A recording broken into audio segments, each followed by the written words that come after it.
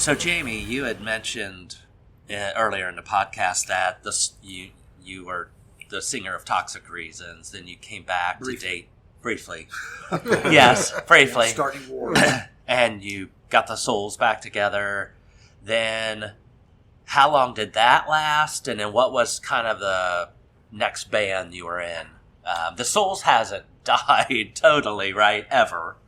Is that a true Haunting statement? Souls? Yeah, Haunting Souls has been done since... I mean, you got back together for a reunion show a few years ago. Right? For the Dayton Music Fest? Ish. Did you play? We did. Yeah. We did a 35-year or something. Yeah. Reunion. Wow. It's like 2014-ish maybe. Or no, 20. Just 20 years ago. Yeah, just a couple years ago. It's cool. Dayton Music Fest. Oh, okay. Yeah. So after the Souls, and then we're talking early 90s here, right? What was the next band after that? Well, what happened was, like I was saying about Haunting Souls, and some people were like, well, you should probably have retired that jersey, because just to pop backward in time for just a hot second, it's funny. When you're young, you don't necessarily have... When you're in the middle of a thing, you can't see it. Yeah. You can pull back the 30,000-foot view and, oh, okay. Yeah. We were motivated by a lot of English hardcore and then the American hardcore, North American hardcore. Primarily Toxic Reasons, DOA. DOA, Vancouver, BC band.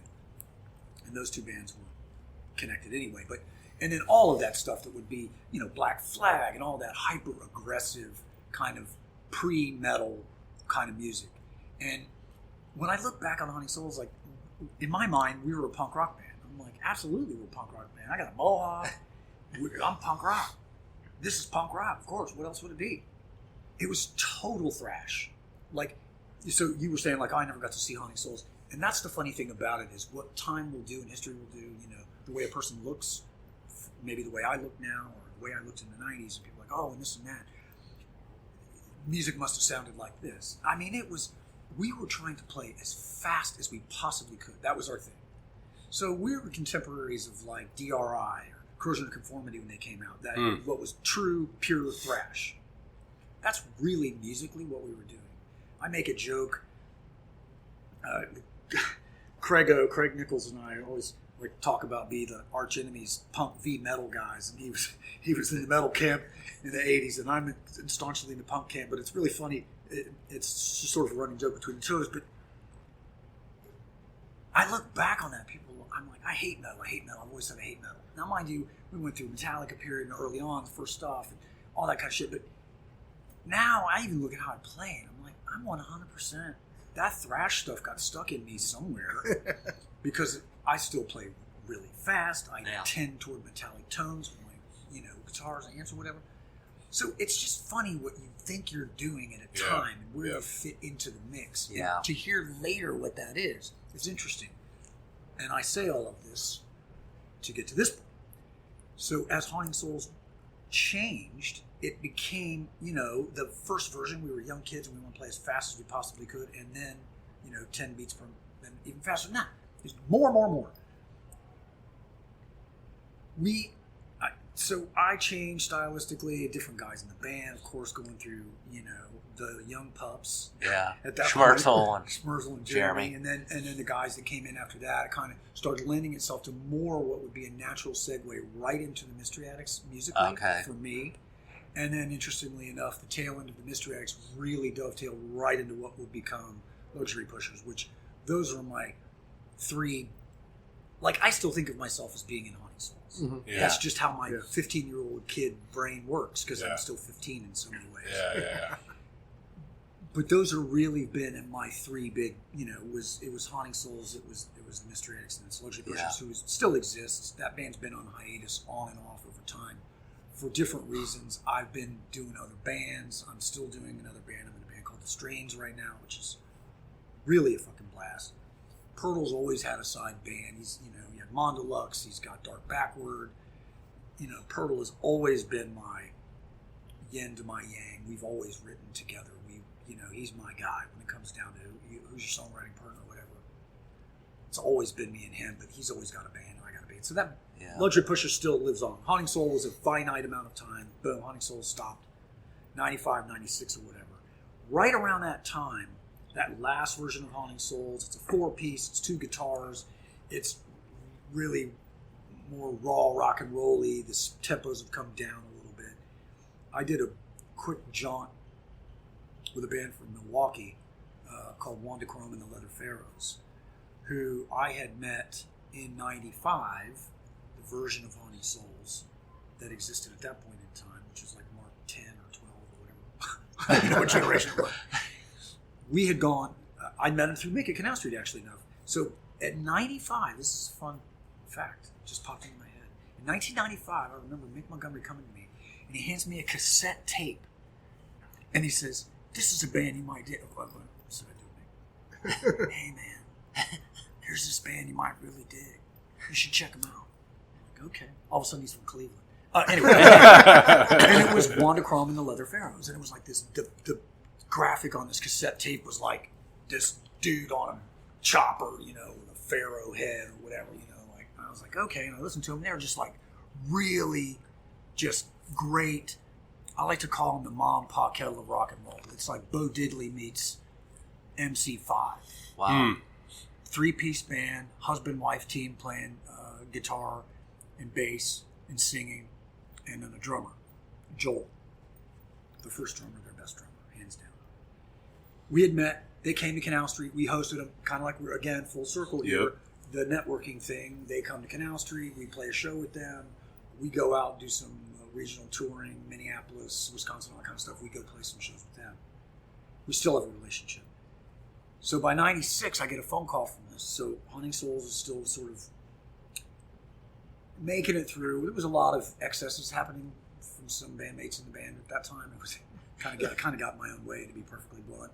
I was really stepping on my own self a lot. I get a call from Wanda Chrome, from Cliff, and he says, "Hey, we have a European tour coming up," and they know me by Jimmy. They still call me Jimmy, because I got tired of Jamy Holliday for a while, so I changed my name to Jimmy Hearse. That was cute. So people who know me as Jimmy, I can mark that in a specific period of time. 1995. AKA. Or 6, right. Like whatever, fucking goofball. So I get this call, and they're like, "Yeah, we're going to Europe, and we know that you're a drummer. Would you be our drummer on this European tour?" And I was like, absolutely. And they're like, I'm like, "When is it?" And they're like, "Well, we're leaving in a couple months, and it's an 8-week tour." And I was like, "Yep." And the reason why they thought I was a drummer was because Haunting Souls had gone to play in Milwaukee one time. And at that point in time, the band was, the drummer, I don't want to throw him under the bus, the drummer was unavailable as we were going to leave to load out for Milwaukee. And I was at that point in time a guy who could count on one hand how many gigs I'd canceled. I just wasn't, maybe it's that punk rock ethos of like, hey, man, you got a gig, you play a gig. Yeah. But, you're sick, bummer. Yeah. Show goes on. Get up there and do your thing. Buckle up. Exactly. So I can't find the drummer, and I call his girlfriend, then I call his mom. Drummers. Can't find him. Right. Exactly. Can't find him. I'm like, damn it. So I call Cliff, and I'm like, "Cliff, I can't find the drummer." And it turns out he was in jail having a little visit for the weekend. But he said, "Oh, that's a bummer, man. We'll book another show. Don't worry about it." I was like, "Yeah, I don't want to bail." And he's like, "Well, what are you thinking?" And I go, "Do you know some drummers that could like play this stuff?" And he goes, "Oh, I don't know. Cliff's 10 years my senior, 5 years my senior. I don't know. Been around." And this is again 95. And I go, "Why don't you just find a drummer? It's going to take us like 6.5 hours to get there. Find us a drummer, play him the 7-inch, and then tell him any Dead Boys or a handful of Ramones tunes, and we'll pull it off." And he's like, "Really?" And he goes, "Yeah, fuck it. All right." So he makes a couple phone calls. We get in a van, we haul up there, we get there, we walk in. This kid, it's 95, and still all with the hair and still got these fucked up teeth and, the whole thing. We go rolling in, probably the guys you were talking about having rolled into elbows that night. We go rolling in, and I see this cat standing there, and he's got a ball cap on backwards and a hoodie with some hardcore, air quotes, band name on it, and Dickies shorts and Vans, low tops, and calf-high socks. And I'm like, I go, "Introduce blah, blah, blah, Chad," I don't know his name. Hey, Chad, I'm Jamie. Hey, appreciate you. Thanks. So, this is going to be wild, huh? And he's like, yeah. He's kind of giving me the Easter Island, just stone facing me, And I'm like, I'm looking at Cliff and I'm looking at this, skater dude, and I'm like, so, either of those songs on the record make sense to you? And he's, Oh, geez. Oh. I go, maybe this one. He goes, I go, so how about Dead Boys? Sonic Reducer, kind of everybody knows that one's kind of like the Louie Louie of punk rock at this point, right? And, 4/4, come in on 1 when it's time, kind of thing. Roll out, I go, Ramones? Cretin Hop? I mean, come on, man. Throw me a bone here. Somebody goes, yeah, that one song on your record, I kind of got the idea. Because this isn't really my kind of music. I'm looking at it, I'm thinking, no shit, Sherlock. I know exactly what you're into. And it's from New York. So we get up there, and best I remember, people probably have clearer memories than mine. I'm sure I had a lot of Jack Daniels at that point. He kind of dick fingers through this set, plays a couple of tunes, and I'm just like, nah, man, this is gonna. And he was done. He just didn't have. We didn't have anything in common musically. He wasn't gonna just jump in and do it. He didn't know me from Adam, Right. And I was like, forget it, man. I'll play. So I pull a Phil Collins, and I hate the singing drummer. Did you know it's a trio, and then everybody sings. There you go. That's it. But so I got behind the kit, and I played the rest of the set. And sang and played drums. Gigi might have been in the band at this time, but don't quote me on that. He'll know. He remembers everything. So we played a set. So cut to a few months later. No, wait. Had you ever done this with a band before? No. And how often had you ever played drums? You played drums, obviously. You could hold it down. Well, the thing I said to you earlier about the original Haunting Souls not having a bass player for a better part of a year. Yeah. I've always written around percussion. So okay. when we rehearsed at my house, Pursuiti's drums were in the house, but I by no means I'm making no claims to be a drummer at all. But I always thought about drum patterns, and I've always thought rhythmically. So yeah, I had dinked around, but no, I'd never fucking played. I'd never even played one of those songs in its entirety anyway. I mean, I knew it, I wrote it. Wow. I just figured it out, right? We finally found a musical connection between Jamie and Dan, because Dan got his start as a singing drummer, right? Very first band. Phil Collins attempts it. It's a lot. It's biting off a lot it there. It was. And I wasn't good at either, so that's all right. Shawn. Turns out drummers, I know they all think they don't ever get any respect, but it's like you're the most important guy It in is. the band. But we can have that argument later. I agree. Because of that show, I get this call from Cliff. Hey. It's so crazy. He's like, hey, you want to go to Europe? I'm like, you could Shanghai You're a drummer. Me and leave me in the hold of it. Ship chained up in a box half my size to tour Europe? Yes. I'll play fucking trombone. Whatever. So that was the next thing. That was the segue between Haunting Souls. So you took 2 months to play and start I playing just, drums. Honestly, I went and bought a Rogers drum set and sat down in my basement and put their records on and just did my best to figure it out. And I went up there every couple of weeks and rehearsed. That's some serious twice. punk and then rock we just stuff too. Got in the fucking van. They were sorry. That first show, they were real sorry they had called me. It worked out fine, but I've told this story more than once. I've seen some pretty bad sets in my life, and to this day, the worst set I've ever seen a band play, I was doing it, and I was the drummer. That first night, we landed in Holland. We landed in Amsterdam. We had a van. We met our road crew of 2 guys, and we drove to Venlo, which is known, a little tiny small town in Amsterdam or Holland, where one Didi Ramon lived with his, air quotes, doctor for a little while. Ooh, nice. When he was on demand. And that day we landed, we were playing a gig, so, I'm already like, nervous, never played drums on stage. I mean that Haunting Souls show. Sure, right. Count. Right. It was like, might as well. It was a little small club show. Yeah. We were all buddies. Yeah. No sweat. No pressure. No pressure. And so, that was interesting. And long story, even possibly longer, I mentioned the Strains a moment ago. to this very day, I am in a band with a guy named Paul Smith, who was our roadie on that tour. Oh, wow. I met him there in 1996 on tour. Wow. And then he called me in 2010, asked me to play guitar in his band at that time called Dumbell, which was based in Cologne, Germany. He'd been living in Europe for 10, 15 years at that point. And I went over and joined him in Dumbell for 3-4 tours and a record. And then he's now living in the States and has been in the States for 15 years-ish now. And he has a band called The Strains now, which I'm in along with Greta Smack and her son. And so 3 of us live in Dayton, but it's a Detroit band. So Tyler, when he was on, he talked about running into you in Amsterdam. Yeah. Was that on the Chrome? That was it. That was that tour. That was bizarre. I was just going to ask that because it all matches. Yeah.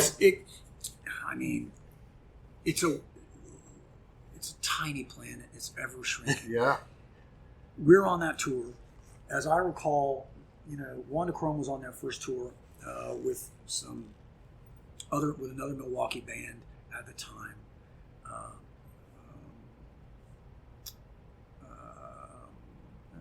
leave them unnamed at this point.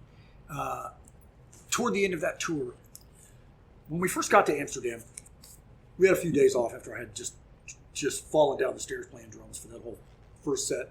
We rented rehearsal studios for 6 days, waiting for the second band to come over, pardon me, and join us. Oh, okay. So we did some, sessions in the studio, and kind of got my chops up. Tighten and up. I muddled through it. I did it okay, but it was rough going. Paul still busts my chops about that, as he should.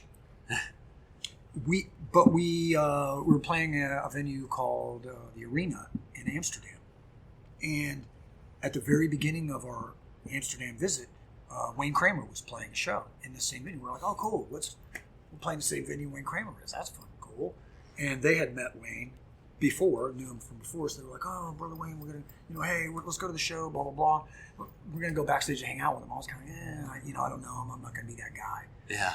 So, bookends, the Arena in Amsterdam. That's the beginning of our tour. At the end of the tour, we had one show, and this is back when it was still, pre-Euro, so it's still the countries and have their own denominations of money. We'd been ping-ponging back and forth for like 4 weeks. We play a show in Germany, a show in Netherlands, show in Germany, show in Netherlands, show in Germany. Wow. Everybody's got, Dutch guilders and Deutschmarks, and they were just all these different currencies. And we were pretty beat up. It had been a long, unknown band. It was crazy, that anybody would even book that tour. Sonny Vincent booked that tour for the bands, and we were beat up. We played some wild places. Done some long drives. They were sick of me. I was sick of everything. And we get to the Arena, walk down there some shit the night before. No, we're playing a show at the Arena, and we had one more gig, I think in Groningen, Holland, maybe? No, we played Groningen already. I don't know, it was some podunk German, teeny tiny village, I don't remember. Sorry, Germany. Love you. We had one more show, but we were playing at the Arena, and we get to the thing, and the sandwich board's sitting out in front of the venue, and it says, from the United States, Brainiac. And I was like, what the fuck? And I look at my bandmates at Cliff Marine, I'm like, this band was born in my house. Yeah. Like you and what? Tammy were I didn't know they roommates. were touring over here because I hadn't seen Brainiac for a couple of years. They'd been really blowing up. Yeah, They'd been off doing their own thing, We've heard. And by this time, Schmerzel's already in the band, and it's a whole different ballgame. And I was like, man, they're playing here tomorrow. I was like, you got to be fucking kidding me. I was like, how would you feel about blowing that last show of the tour off? I can't believe this. I got to see these guys. This is pre-cell phones. This is fucking crazy. Yeah. No clue. How am I going to leave them a note? Hey, guys, sorry I missed you. Here's my Dutch guilders. I won't need them anymore. Right. And they were like totally amenable to that. They were like, yeah, totally. We're worked anyway. We just want to have a chill night. And I was like, fucking awesome. So, yeah, they roll in for their show. And I was like, hey. What the fuck? Yeah. I don't know what Tyler's version, but we were all just like dumbfounded. Yeah, Tyler's like, I hear this voice I'm pretty sure Because that's what how he did said you it. call? You called him The something. kid, right? The kid. Yeah, the kid, That's yeah. right. The kid. Yeah. He's like, I hear this voice. I turn around as Jamy Holliday. We're like, oh my gosh. It's a tiny planet. It is. Well, and you knew Tyler, and you knew John, and I mean, Yeah. the whole crew. Well, Timmy, you were roommates, right? Tim, when Tim and I were roommates, he started Brainiac after he was in a band called Whiz Bangs. Yeah. Briefly. Yep. It's Wow. just insane.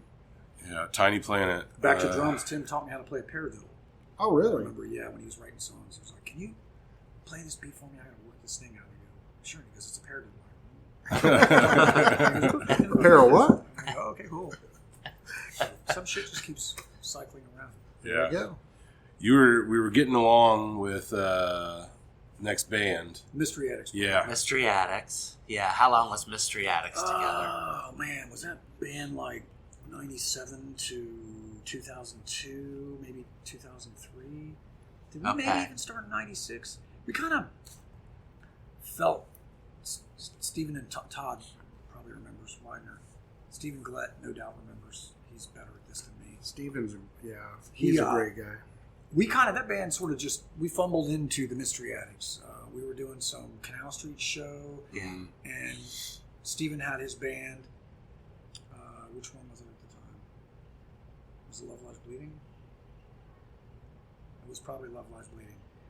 Todd was obviously Shrug, and me, and the three of us got together and just did this band where we were going to do 4 of each of our tunes. Mm-hmm. And that was the first time Steven and I had ever played together. And so it kind of just was like, let's do this thing. Yeah. And so that's what begat Mystery Addicts, which was pretty quick after Hunting Souls. Okay. Yeah. And Hunting Souls' segue into the Mystery Addicts was quick. And Mystery Addicts To let to you- Luxury Pushers was pretty quick too, like a year. The One Okay. thing was just a one-off. Their drummer couldn't do that tour, and he joined them. He was, I'm sure, bummed. I'm sure. Joel's a great drummer, but that segue into the Mystery Addicts. The band was plus or minus 5 years, and that was the first time I really got into a tandem situation of 2 singers, 2 guitar players, trading licks, taking turns soloing, and our skills were rudimentary at best at that point in time. Mine still are, but and 2 different songwriters presenting 2 different songs, things. Yeah. And in a bizarre way, it was Heartbreakers-ish in the fact that there were 2 distinct songwriting things happening that coexisted pretty well in the band, and I look back on that band with fond memories. I mean, the ones I have of it, we had fun. Yeah, Todd and I were in Tim together, and I remember Tim. His songwriting was just amazing. He was great from the beginning, Yeah. fucker. Yeah, I know. Right out of the fucking gate. Yeah, I'm really surprised Shrug didn't do more. The timing thing, I It think. must have I used to bemoan that for years. Like the 2 people that I can jump to, this is obviously Canal Street influenced. Greg Spence Mm-hmm. Yeah. and Todd Widener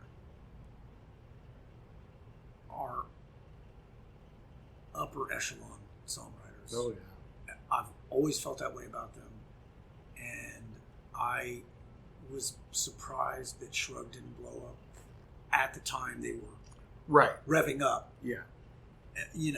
And again, I think it was a timing thing, and again, I think that whole '90s grunge spawned mass flocking to musicianship. Too many venues, too many bands, too many people, and then all of a sudden it just crashed. And I think there were a lot of casualties of that particular situation. Yeah. I mean, on the other side of the coin, the Mystery Addicts were kind of on the other end of that. Like we picked up where Hunting Souls left off. We were a little more organized. I was a little hungrier at that point in time still. And More experienced at that point. more experienced at that point, learned a couple of pitfalls, embracing a couple wholeheartedly different pitfalls. But hey, it made for great song. There you go. But we were, underground punk rock and roll, if you will, was kind of coming up. Degeneration was really starting to get in a major label deal, and they were kind of guys that were like a punk band playing rock and roll. They were really kind of coming up through, and it looked like we were, the baby fish in that ocean that they were the sharks in. And it was like, you know, we were doing some regional stuff and moving along pretty well. There were some, you know, personality conflicts that made for good songs, A, and B made for some absolutely terrible sets. But that band moved along pretty nicely, you know, kind of flirted with a little tiny, again, same kind of, I ramble about this because it's like the grunge thing when it got to a point where like everybody's like, oh, we need a Nirvana. And every label had to have this. Yeah, right. And you started getting to the point for us, it just happened to be around the time of Mystery Addicts where there were a lot of punk bands that were a little more rock and roll-y, not poppy, but rock and roll-y. That would come later, and that would come from the West Coast, and you know what I'm talking about. And labels kind of want, small labels, offshoots, people who had worked for major labels and you know, kind of were doing small ones now, wanted a band that sort of that genre. Yeah. And we were kind of right there, kind of close to, you know, getting our foot in that door, and it just, that didn't happen. Same kind of thing. It's just like, you know, some bad choices and some bad timing. Yeah. Timing, man. It's always timing. I know. Well, that's how I felt about for everybody. Actors, painters, authors. Yep. Tim, I really thought we were on the cusp of something. We were selling out shows and we were doing stuff. And it was personality for us. You know, it was someone said something and it got to somebody else missed the telephone game. Yeah. And it was like, no, that isn't how it was. Well, done deal. It's over. But I mean, it just led to other things. So yeah. Right. It either becomes a pile of ruin or there's one thing that minimum one thing that shoots off. Right. Yeah. Of everything. Yeah. So then after Mystery Addicts, Luxury Pushers, and when did Luxury Pushers get together? Roughly 2000? 03 or 04. Okay. When we started the Mystery Addicts, I asked Eric Purtle if he would play bass, which is weird because he's a front man, guitar player, and a singer, and had always been that. Eric Purtle was in one of the first local punk bands I ever saw. They were called Poetic Justice. And they're actually doing a reunion in March. Oh, wow. Really? Yep. But I saw them at the Rathskeller talking about venues. Oh, yeah. Right State. Absolutely. Yes. I saw them over there. You know, back then that venue was doing stuff like, what was that band? The Pandoras. They were like, wanted to be the Go-Go's real bad. They had shorter skirts. I think we saw what was going on. I mean, we did see what was going on. Literally. But yeah, this would have been like way past Fright Wig, way past Go-Go's, all-girl, you know, sort of pop band. Anyway, I saw a few good shows at Rathskeller. Poetic Justice being one of them, and I was just like, absolutely, man, this just reinforces what I'd already thought early on, going all the way back. I was like, totally, this can happen.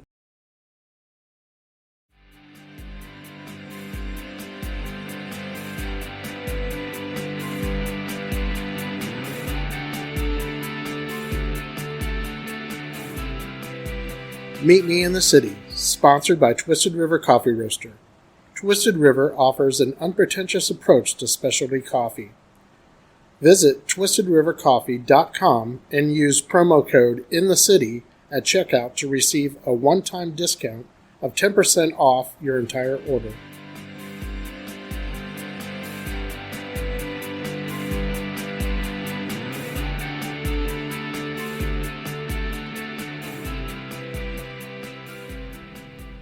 This episode of Meet Me in the City has been recorded at B&G Cigar Lounge, your home away from home, located in West Carrollton, Ohio. You can find them at 319 West Central Avenue. They have an ample humidor, all of the supplies you can need for your cigar smoking pleasure. We hope that you will stop by and support them as they are supporting us on this journey.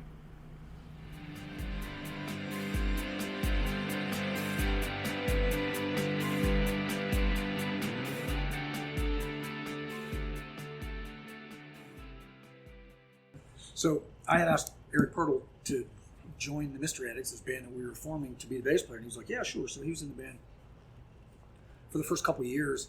And then it just, wasn't working out for a variety of reasons. And he moved on. And then when it was time to start the Luxury Pushers, I had started writing songs with Matt Randall at the time, who was a drummer. And I just knew him from coming into Canal Street, back to Canal Street.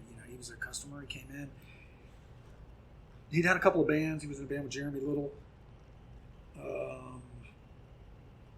And he just would come and hang out. We'd have drinks at the end of the night, kind of a thing. Start talking, and I was like, well, I kind of got some song ideas I'd like to flesh out with a drummer. Again, back to drummers. Yeah. Bass drummer, yes. And so obviously the call was going to be, hey, Pertle, do you want to start a new thing? You want to play bass again? And he's just kind of like, what is with you and fucking asking me to play bass? I don't know, man. I love you as a bass player. I mean, I love you as a front guy, but I don't know. We're real simpatico as far as me playing guitar and him playing bass and co-writing songs together. I mean, we'll finish each other's sentences kind of guys. Mm-hmm. And it's great. I'll write a chorus, he'll write the verses, I'll write the verses, he'll write a chorus. We'll whatever. We do our own impressions of one another musically, which is fun. Like he'll write something like I would write it, and then like wink, wink, nod, nod. I'm like, oh, I got you. I see you. How about this, buddy? Kind of a thing. So that's what Luxury Pushers were, and really musically, it sort of just kind of picked up where the Mystery Addicts were occupying space, and tweaked it a little bit. Yeah. It's kind of back to a more aggressive approach than the Mystery Addicts were, which was less aggressive than Haunting Souls was. Yeah. So it's kind of a back and forth thing. Yeah. When I think of those two bands, I totally agree. Like, Luxury Pushers got back to a little more grit. Yeah. You know what I mean? Yeah. And that band, Luxury Pushers, actually, weirdly enough, I had that band. I wanted to be a trio, but I was afraid to be a trio because I have the utmost respect for like a power trio kind of band. There's no passengers. Right. Oh, yeah. Band, there's nothing else. Everybody's driving. Yep. Right. Yeah. And if you're writing aggressive music, everybody has to sing. If you're going to have any sort of like hooks or anything, everybody's going to sing. And I was like, man, I don't really fancy myself much of a guitar player anyway. And I was like, oh, that's a tall order. I mean, who the fuck do I think I am? I can pull off a 3-piece. You know what I mean? I was like, it'd be cool to have Ricky Rat back to Detroit and the Trash Brats. I was like, so, and I had been going up there and hanging out. That was probably the tail end of Haunting Souls. We used to go up there and play quite a bit. And I remember Ricky and I toying with the idea of starting a band. We were going to start with this other guy who now is quite a well-established author. His name was Brian Smith. Anyway, he's an Arizona guy, but had moved to Detroit at the time. And so Ricky and I kind of toyed with the idea, but it just didn't happen. So when I started Luxury Pushers, I was thinking like, Pertle on bass, I'll get Ricky. This will be a cool thing. And he wasn't interested in doing it. So I was like, all right, then it's a trio. And so we recorded the first couple of records, EPs, as a trio. I really loved that band as a trio. The drummer was Matt Randall was singing at the time. We were singing. I really dug it as a trio, but it was weird going from a 2-guitar band back to a 1-guitar band. And when Seawright threw his hat in the ring and said, hey man, I'd like to be the second guitar in Luxury Pushers, what do you think? And it was hard it was impossible to not explore that option. Right. Once you go that route, it's hard to go back to a trio. Although I really enjoy the trio, that's the risk you take, I think, when you're in a band where you add a second guitar. And it's different because, when you're a trio, you can track how many guitars you want on record. Right. But live, you got to have a thing, so it can't get hollow in the solo, solos can't be too long, yada, yada, yada, all the stuff. Yeah. But when you then write as a 2-guitar band, and then you go back and have to play those songs as a trio, it sounds anemic, So now, weirdly enough, I'm in a 3-guitar band. That's not named the Foo Fighters or the fucking Eagles. Oh, come on. God. So, time does weird things. When you were Luxury Pushers, though, man, your guitar playing, it's like, you're a front man. Yeah. Period. Done deal. And with the guitar in your hand, it's like it's just a part of you. Do you know what I mean? You're just... That one actually is. Yeah, you're just going for it, but you're, like Dan was saying, that Oregon Express, which is a bar in Dayton, you guys played. And you played, we used to book there too on Saturday nights. Yeah. And you played those shows, and it was crazy packed. Maybe it was one of those shows. Maybe it was. Yeah. And it was packed out, to the max. And your guys are, that little stage in the back, and you're barely just... fit 4-piece band. Oh, barely. Yeah. And you were going for it. Yeah. And the crowd walking across is the just tables. insane. Yeah. And you're walking across the tables with your guitar, you're just... It was amazing. It was crazy. Yeah. No, it was. I mean, I was sitting back there like, holy crap! This is rock and roll. I mean, in its essence, that show was rock and roll. Well, And that was amazing. all right. It'll always stick with me. Well, I mean, that's if you think about the rock and roll ethos as a project, as a thing, like you hope that scenes all across America have stuff like that happening, where you can walk into a club, see a great rock show, have a great time, and walk out and be like, dude, that was great. It was $5. Best $5. Yeah, best $5 I could spend on a Saturday night. Yeah. When we were booking the shows, we were $5 at the door. We got $1. The rest went to the bands. Yeah. And it wasn't, but you guys packed it out, so. I know, it was nothing for us. No, we just gave right. a venue. I mean, Exactly. and it was like, you guys draw, the bands draw the fans, or whoever's coming. In theory. In theory. Oh, we booked some But bluegrass. here at Dayton. Oh, yeah. Well, I mean, I've played plenty of shows to 30 people in town. Oh, yeah. Yeah. I mean, it happens. It's part of the deal. You can't. Yeah. We booked bluegrass shows for a while. They would not promote the show. Oh, man. Anything. Unbelievable. Uh-huh. Yeah. And, we Several thought, venues in town. Yeah, we thought this would be cool, Bluegrass did not promote themselves at all. No, then they expect you to pay them a huge amount. Come You're like, on, man. you didn't draw anybody. Where are we supposed to come up with money from? Right. Exactly. We're not getting the bar tab. So. Nope. And we haven't schnooked the owner and go, this is Yeah. $1,000 guarantee. Right. This is normal. Yeah. Go ahead and peel off a few hundos. Yeah. No problem. Wow. It's crazy. So what are you doing now? What's going on? Now, as I mentioned, I'm in a band called The Strains, again, which is fronted by Paul Smith, who I met on that Monochrome tour in Europe. That's crazy. And then played in Dumbell with. He hit me up, what is this, 25 already now? So he hit me last year and just said, hey, Luxury Pushers in 2024, we did a weekend with The Strains at that time. Paul had moved to Detroit, had Dumbell for a minute, and then it became The Strains, sort of his Mystery Addicts to Luxury Pushers change, was kind of what Dumbell segued into The Strains. It's a real organic next step. And I had seen that band, and they were killer. Just powerful energy. He's a killer songwriter. They're just like, song-wise, was just like so, just hooks and just super cool. And in 2024, Luxury Pushers and The Strains did a couple shows. We played down in Newport, and we played probably Blind Moths. And so I'd seen the band, and I was familiar with some of the tunes. And then I got a call from him last year, and he's like, hey, man, I'm doing a new version, different lineup. A couple guys in the band can't really tour. Here's some new songs. Would you be interested in doing this? And I go, well, maybe. And he goes, well, it's a 3-guitar band. I've got Greta playing guitar. And I go, whoa, hold on a minute. And it wasn't because it was Greta. Right. Different story there. But I was like, 3 guitars. I was like, the fuck are we all going to be playing bar chords? I mean, 2 guys doing that's been challenging in Mystery Addicts and Luxury Pushers already. I was like, fucking, what is this? The Eagles? Get the fuck out of here. You know what I mean?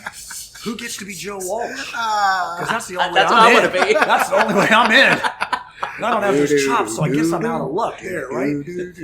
But, fucking Eagles. I hate that fucking I hate the Eagles. And he goes, no. It's 3 distinct guitar parts. And I make that Foo Fighters joke, but it's more along. There's room for all 3 of the guitars. Everybody's not playing the same fucking done thing.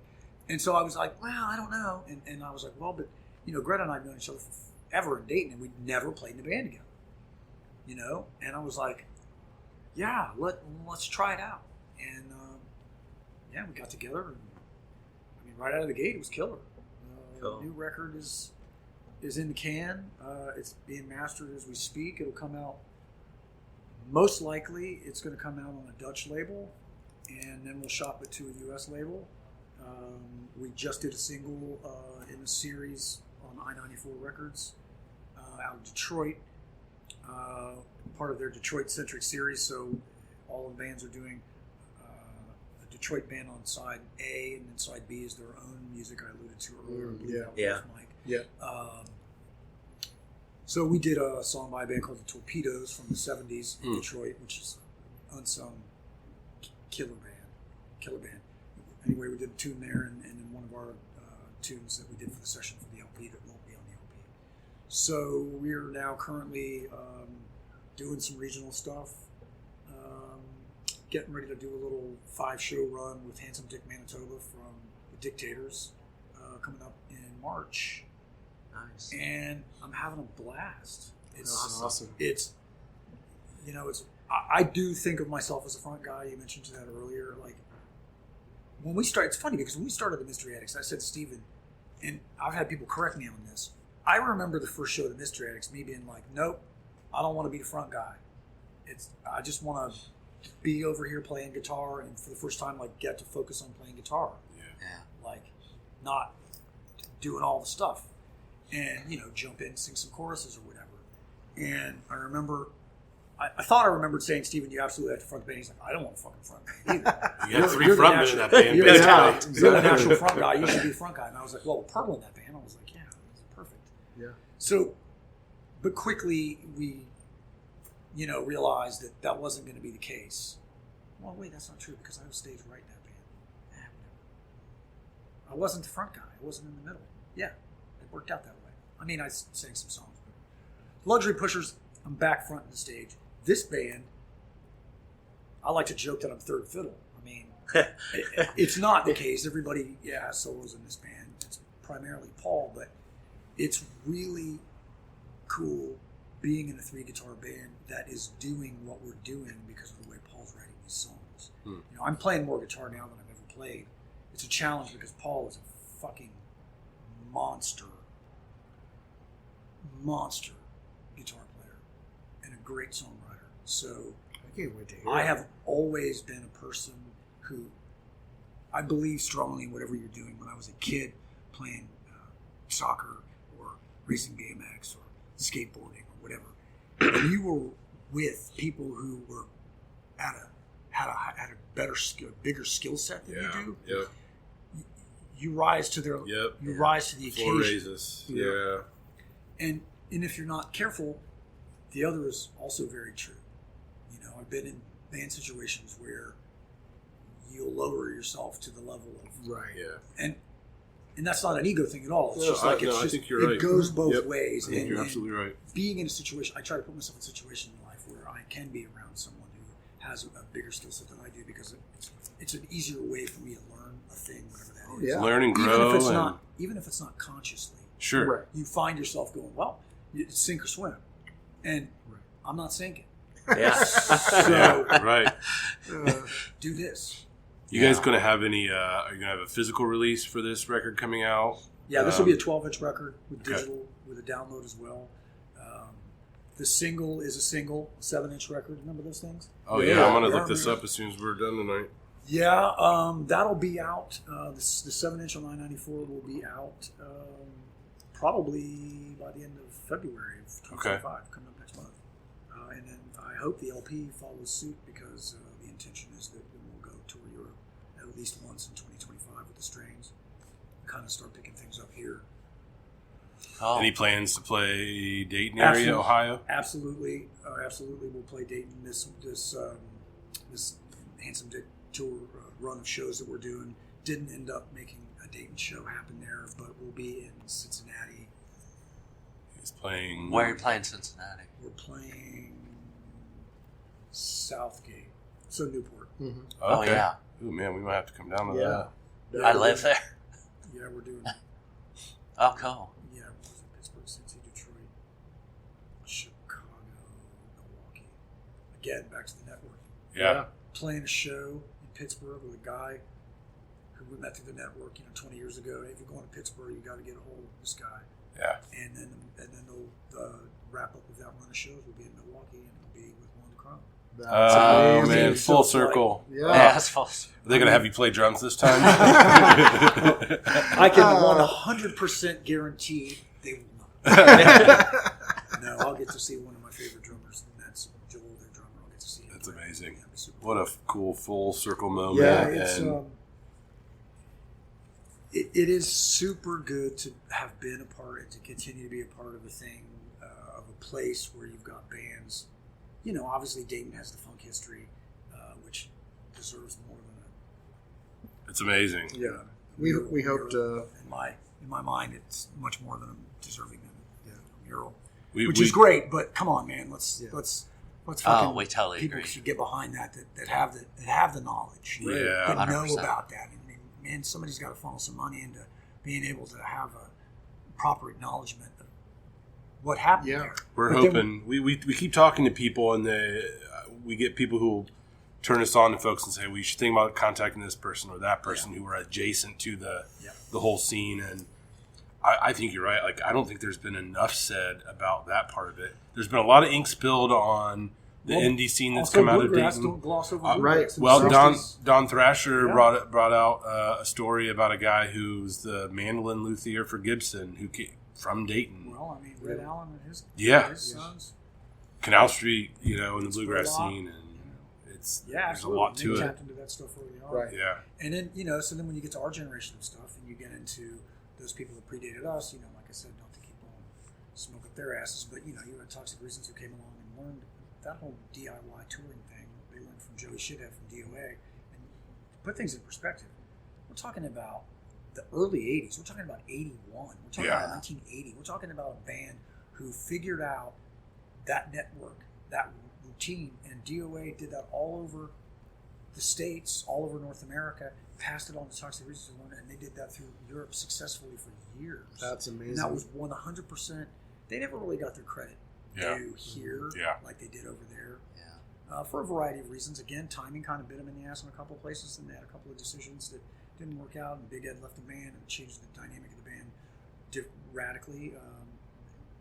Just a different band, apples and oranges after that. But again, timing, I mean, they were contemporaries of, all the Dead Kennedys and all that shit that was happening back in the day. yeah, And so you got that, and you bring this through, Guided by Voices, who, everybody knows about them, but, I remember going to Brookwood Hall shows and seeing the first version of that band. Yeah. I mean, they fucking couldn't give records away. yeah, Yeah. It's how it happens. yep. Pollard kept his shit up. I had him for substitute teacher in like the 7th grade. I had him as a 4th grade teacher. I went to Lincoln. 6th grade, maybe. Yeah, I think it was 7th. Yeah, so it's really funny. Yeah, it is. I was really into basketball at the time, so his brother was a big deal. Oh, to yeah. us Well, kids back both then. of them are pretty good. I think athletes in high school. Yeah, Like, it was just really funny good. being a kid back then, and then going to see that band by the time I'm punk rock. I'm like, oh, God, this is Yeah. the guy. Yes. And then, you cut through what, Deal Sisters of Dawn and Right. Brainiac, and Yeah. Cage was blowing up for a minute. Talk about timing. Those guys could have really broken. So it's cool to be a part of a place. I remember being on that Wonder Crew tour when we're in Europe. We go into a record store in Holland, and the Dutch were mad about garage music going back to the 90s, like big time. So there's a lot of fucking little cool record stores. And I remember going in there and walking into a record store and seeing, the all alphabetized bins, and then it's like, 60s garage bands and like, 60s hippie, blah, blah, blah. Dayton. Yeah. Really?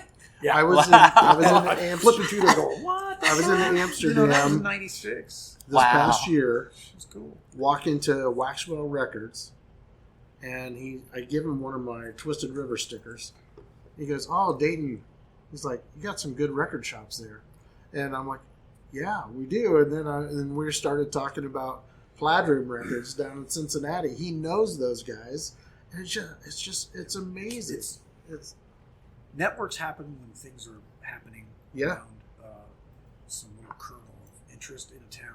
In any town, USA, it doesn't matter. Right. Again, Yeah, Not to get so wadded up about Dayton being Right. the greatest place on earth. It's not. But it's just, we are decidedly Dayton. We are Yes. distinctly Dayton. And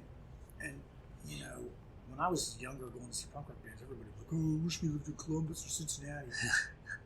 I have from day one been like, fuck that, man. Yeah. Let Cincy be Cincy. Yeah, This is Dayton. Yeah. We're fucking Dayton. yeah, Yeah.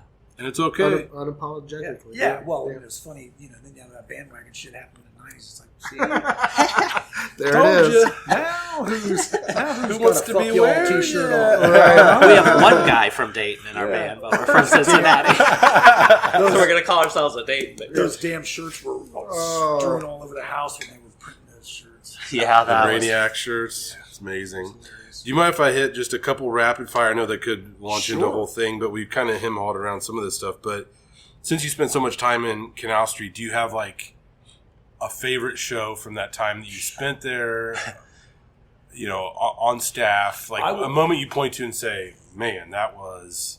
I will say this. I got to see some incredible people. And again, when Mick hired me as a fucking 18-year-old, 20-year-old, 20, I guess, 20-year-old kid who had his head up his ass. Well, I only like what I like. I don't like anything else. Yeah, And I got turned on to so much stuff. yeah. And it's developed such great respect for music styles that I just was no proclivity toward at all. Yeah. And bluegrass was one of them. I mean, don't get for me wrong, sure. I'm not going to go home and put on a fucking bluegrass record. But I learned, like for one thing, and this is a bit of a tangent, but I remember in my mind laughing about seeing so many great flat pickers in bluegrass bands and thinking like all these tweedly kids who want to Pac-Man that guitar fretboard.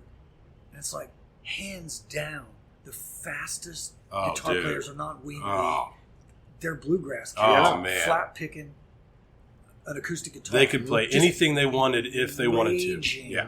Just ripping. Oh, And again, it doesn't have to be about ripping, but if you want to be a ripper, it's like, Yeah. you guys might not be paying attention to the right thing. you know? right. 100%. So while I did get to see a whole bunch of stuff there that I thought was amazing and I didn't really know anything about before, two people really stand out to me. Two shows really stand out to me at Canal Street as being like moments where I was like, holy shit. One is John Hammond Jr., which fucking forget about it.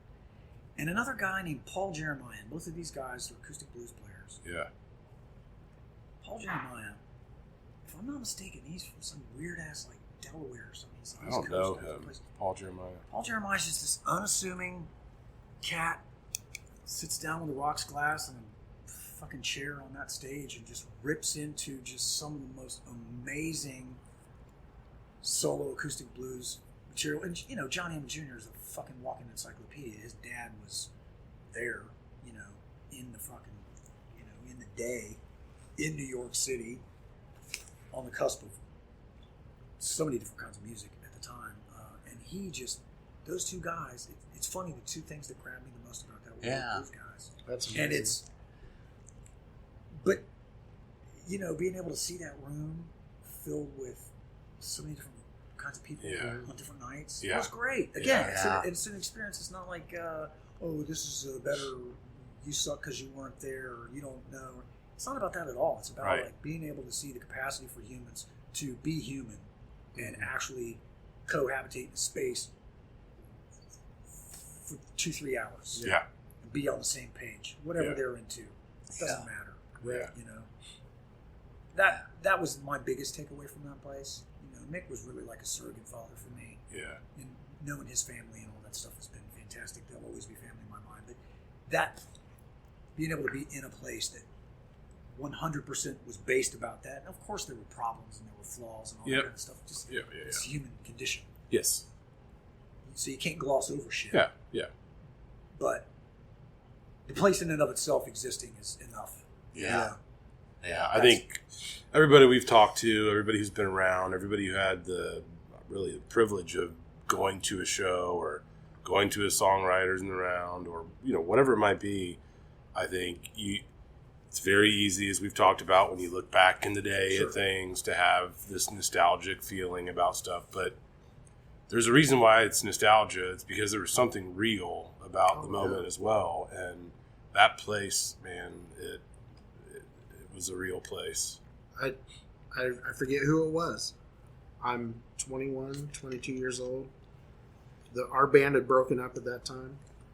Mick calls me up for a Saturday night show to open up for a blues player. I'm this fat white kid who knows 4 chords, and That's one more than and I'm playing Neil Young covers, a couple originals. I play a half-hour show for a national blues act, and I'm like, this is amazing, It was, and Mick just calls me up. Cool to get that call. Huh? It was. I mean, but that was supporting the scene. You support Mick, Mick will support he, you. Again, one totally off the cuff thing. The weirdest call I ever got from Mick was when we were still, when the Mystery Addicts was still active. He's like, "Hey man, what would you think about doing like an acoustic show? I think you guys would be really great.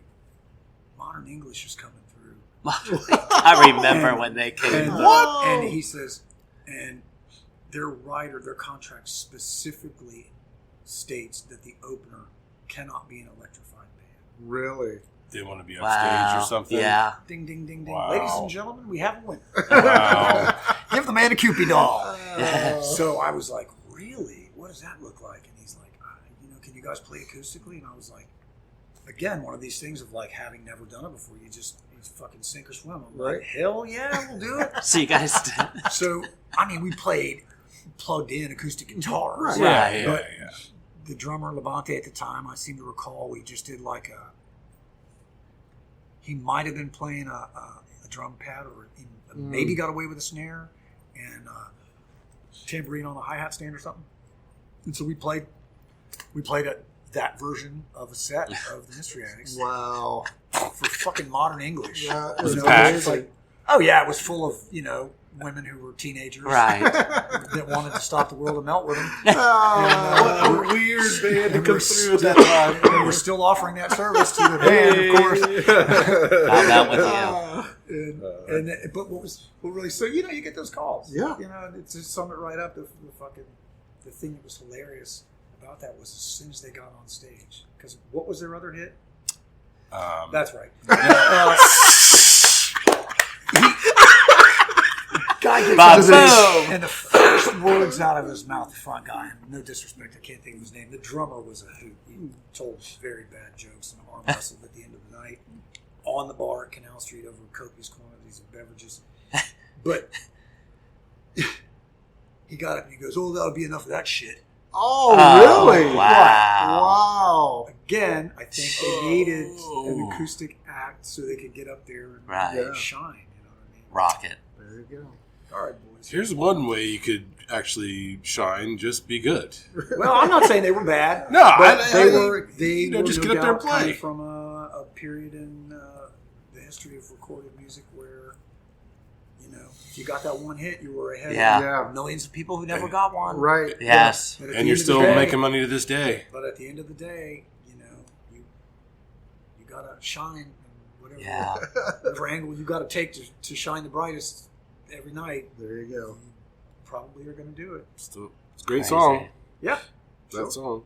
How about, do you have like a highlight show from any of the bands that you were in that you played in Dayton that you just look back on and think like that was either just a lot of fun or your favorite show you played?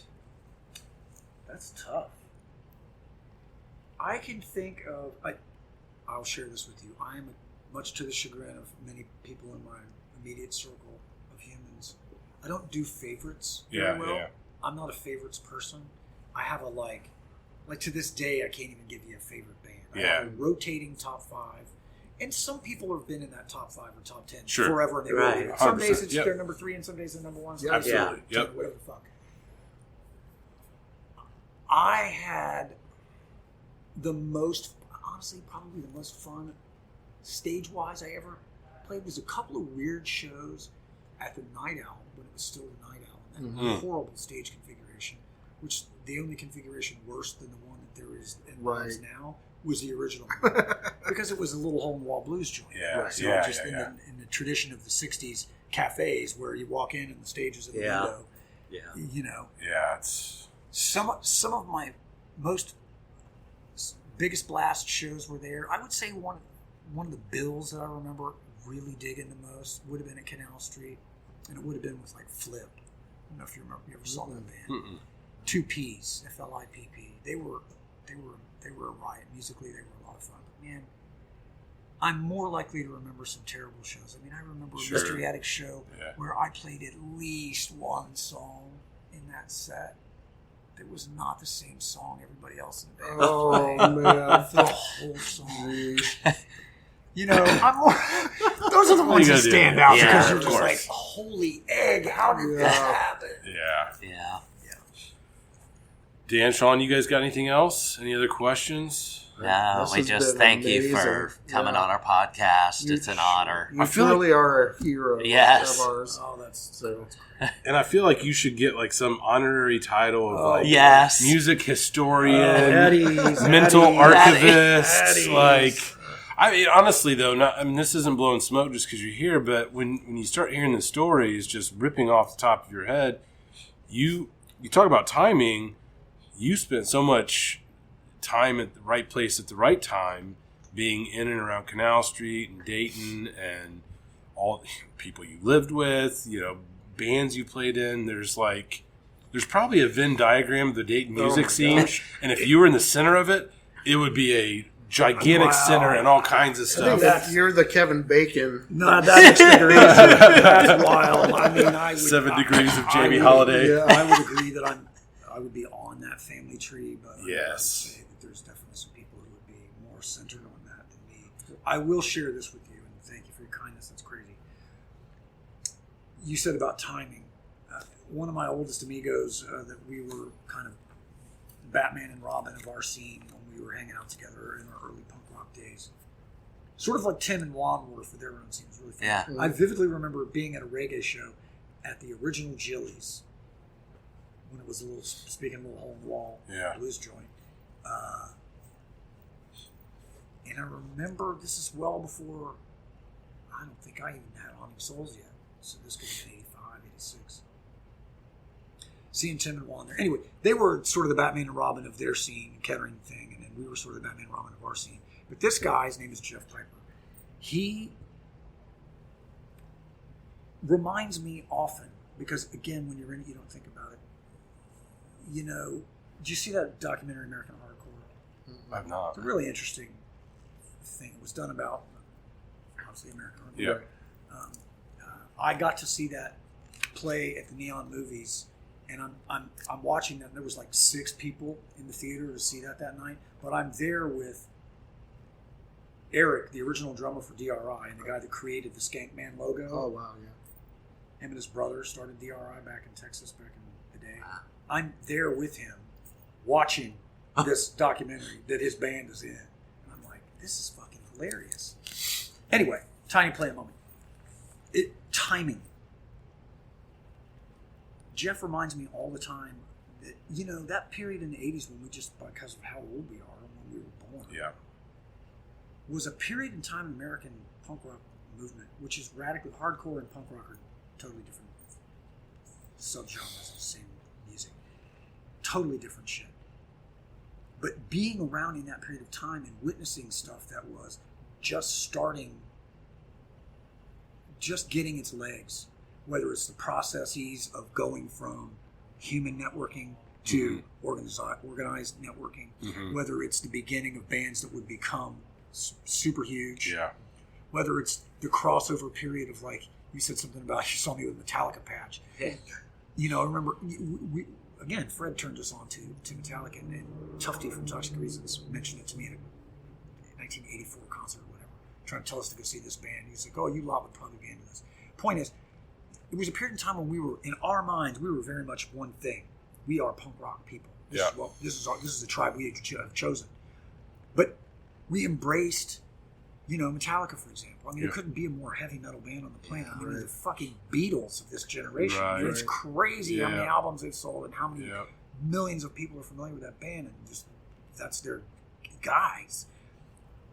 Good, bad, or indifferent. That's my point. Is more that they were on their second record by the time we got hip to them. Yeah. And all that kind of stuff. And then who would know that you're going to be around this kind of stuff that's going to turn into this big giant thing, So you think about a lot of American hardcore and punk bands that were kind of coming up in the 80s just because of when we were born, and because there has always been, Newport, Kentucky was the center of the universe in the 80s for American punk rock. The Jockey Club has got to be one of the most top 5 influential punk clubs ever. Wow. Ever in the fucking country. Didn't know that. Yes. I saw Black Flag there with Henry Rollins probably 4 times. The Cramps, the Ramones, the Dead Kennedys. Wow. Suicidal Tendencies, the Damned, the Heartbreakers played their Thunders, or not the Heartbreakers, but Thunders played their solo. Anybody that was anybody from 83 to 87 played the Jockey Club, and we were able to go down there on a Tuesday night and stroll in there and see any number of those bands. Wow. You know, again, shitty fake ID notwithstanding. Right. To be able to see all of those bands in the middle of the country. Dayton's one thing, but Newport, Kentucky, come on, man. I mean, you know. Yeah. And it's all about, it's not about who we are as individuals, or by, certainly, I mean, by who I am as an individual. It has nothing to do with me. I sound like Biden. Oh, shit, am I that old? Being just born at the time and into the thing when you're into the thing. Yeah. It must be, I consider myself very lucky. I forget about that kind of thing until Piper and I will get into a conversation and I'll be like, dude, remember this and that was just starting when I was like, oh yeah. Fanzines that were just starting to become a big deal. Or Crust Pump, you know, coming up when we saw it in, you know, 87 at the Anarchist Gathering in Milwaukee, and then all of a sudden it's just like takes over the whole planet. I mean, yeah, Crass and all that stuff before that, but pick it, all these different things that happen that you can't choose for them to happen. Right. You can't even choose to be alive when they happen. You can choose to be where you're going to intersect with them, but that's not even really a choice. It's just a result of a choice that you had made unbeknownst to that being an outcome. Yeah. And so it's cool. I mean, that's why I very much like Dayton. I've lived here my whole life. I had one little excursion. I tried to make an escape, but, you know, I don't really want to. Yeah. Iggy Pop came through on a spoken word tour at Wright State University. This would have been the 90s, early 90s. No later than 93, no earlier than 90. And I remember seeing a bunch of people, Oxymorons guys were all there, and Ben Shulker and all those people. And I remember somebody asking Iggy at the end in a Q&A, like, you know, what advice would you give to somebody who's just starting a band? And Iggy was like, in his incredibly Michigan accent, I'm not even going to try. But he said something that stuck with me, and it's so simple. Again, it's 101 kind of shit, you know? He's like, you have to think about your location when you're in a band. He's like, think of it like a wheel. And where you are, and I've always said this about Dayton, you think about that, if this is the axle or the hub of a wheel, you got all these spokes. Yep. You know, in a 10-hour radius from Dayton, you're playing to a huge percentage of the country. Yeah. Huge.